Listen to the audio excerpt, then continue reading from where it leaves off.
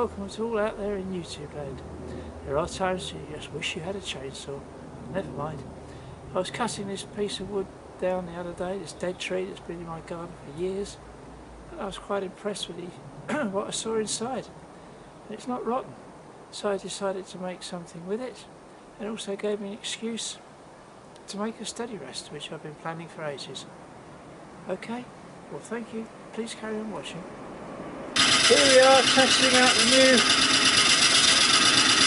steady rest that I made. This is a rather bit of a backwards video. We're starting off with it working, and I'll be coming to show you later on when I take it apart roughly how I made it, how I put it, and how I put it together. Very simple design. A couple of bits of scrap timber, a bit of scrap inch box section, some new threaded rod from Tool Station, with some nuts and things, and some roller skate wheels which came off my son's roller skates from many years ago, which I found kicking around the garage. They're a little bit worn out, but it appears to work so far.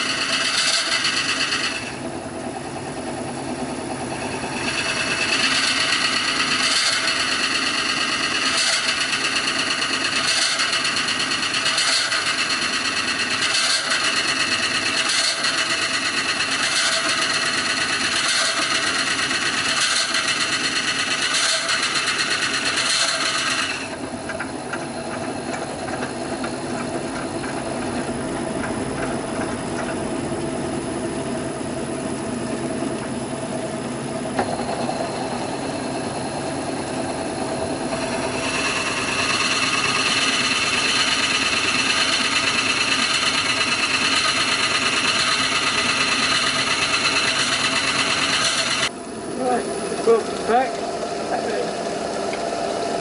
Just finishing hollowing this out now. Trying to get a bit of finish on the inside.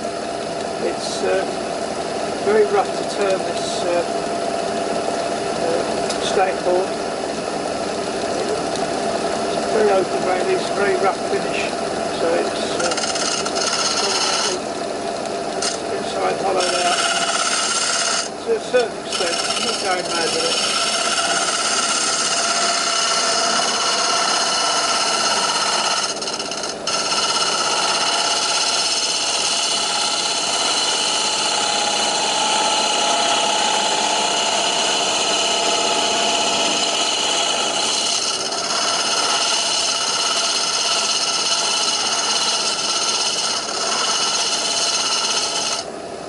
This is a tool I made the other day. It's a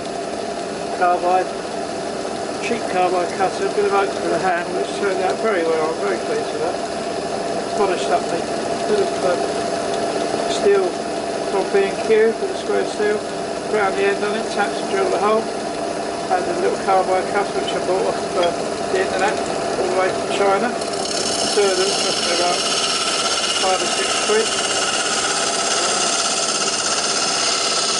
Works very well.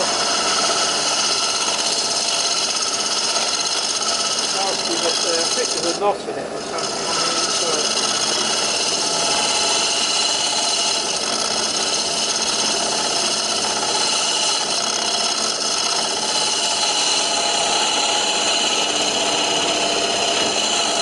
That's about as much hollowing out as I want to do.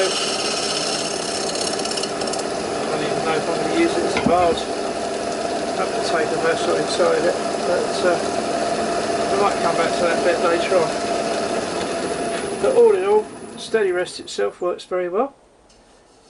We can possibly sand that up now, and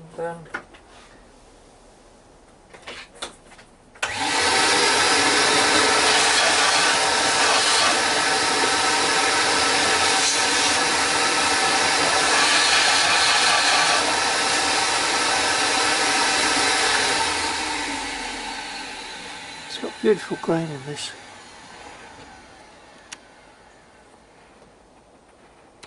As you can see, it will look even better when it's all cleaned up. Well, we've hollowed the inside and sanded it down to 600. I put several coats of sanding sealer on it. It's not easy to get a finish on this. We've got a reasonable finish. Just a few rough spots, but it hasn't been denibbed yet. But there are other things that I want to do to it before. I might put some wool on that. But the next item up is to dismantle this and show you how it was made, which we shall continue to do. As promised, a breakdown on the steady rest, which I'll now be dismantling, which will also show how it goes together. Excuse me. The pieces of timber here are just odd scraps I had lying around, which is that one is right way round. They are 11.5 inches, 11.25 inches, no 11 inches, sorry, there we go, 11 inches long, where you can make them any width you like. They happen to be about 1 3/4 inches by about 1.25 inches, just happened to be that size. I just had to trim them slightly on the bandsaw.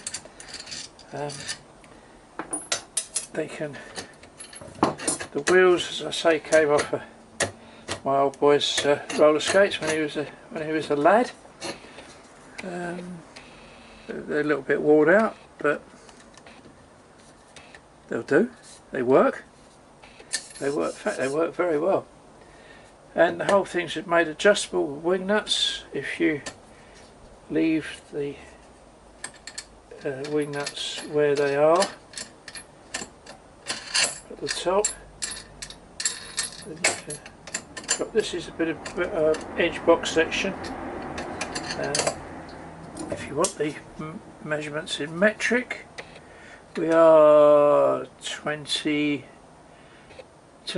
mm by 35ish by just over 40. Simple. M10 rod, and the bottom one is, you'll be able to see it close, all close as I take it apart. Right. Quite a simple job to make. It's the easiest thing in the world in actual fact. I've been putting it off for ages. But, that's just a bit of M8, which is now got stuck. But, a long bolt through there.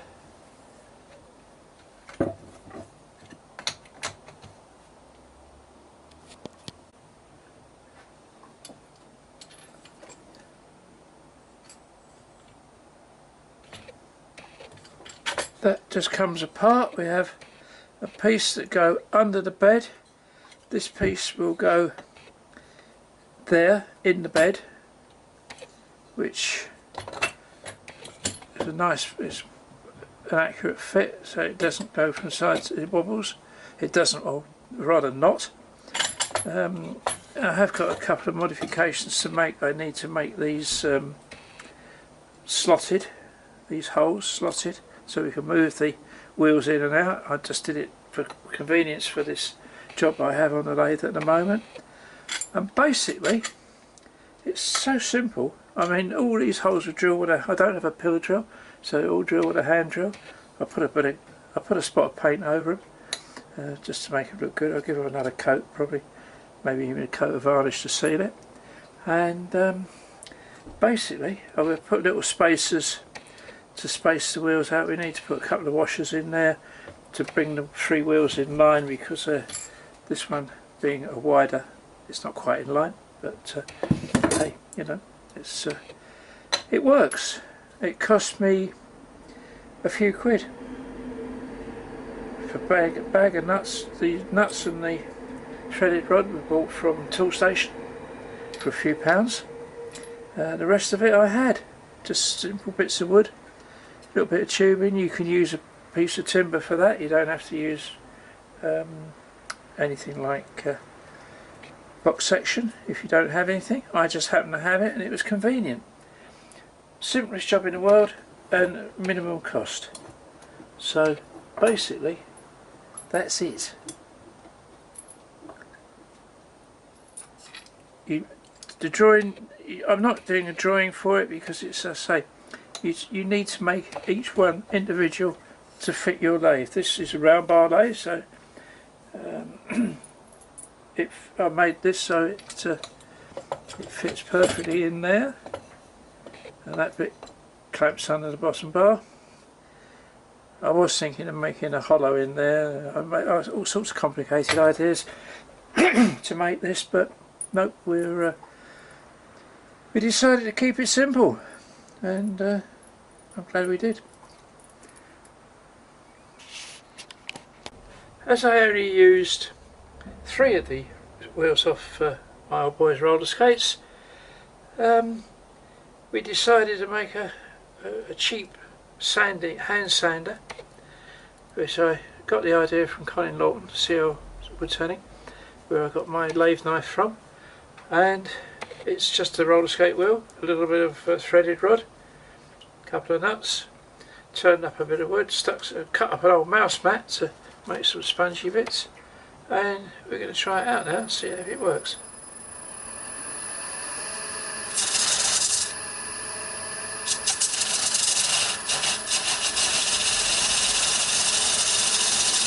Well, it seems to work alright. Could do with a slightly larger wheel to hold on to, but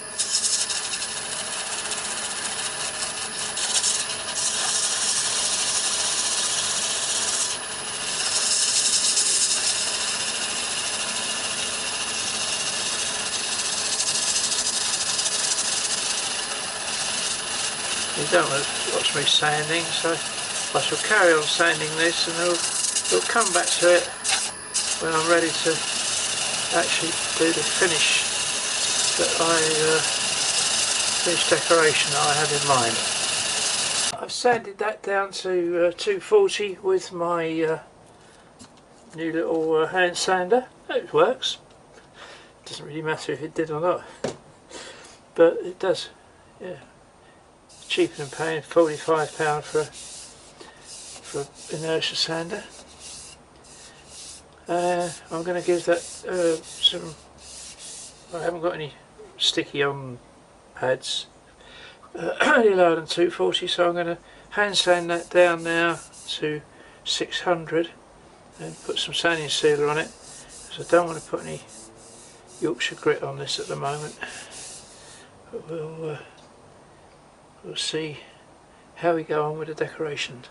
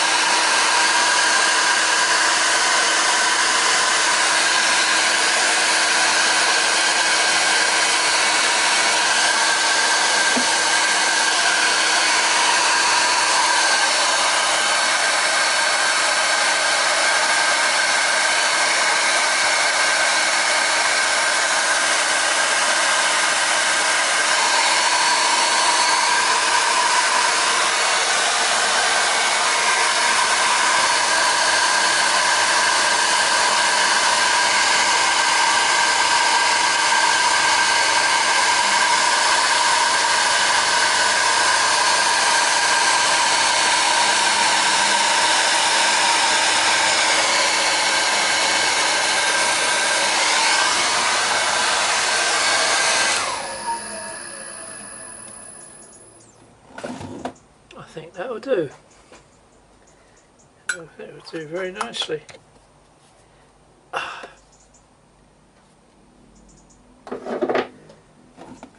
shall be putting some pictures up on the end, at the end of this video, to show you exactly my reasoning behind this design, but it's based on the early Carlsberg lager glass. I'm just going to part that off and the job's done. Thank you.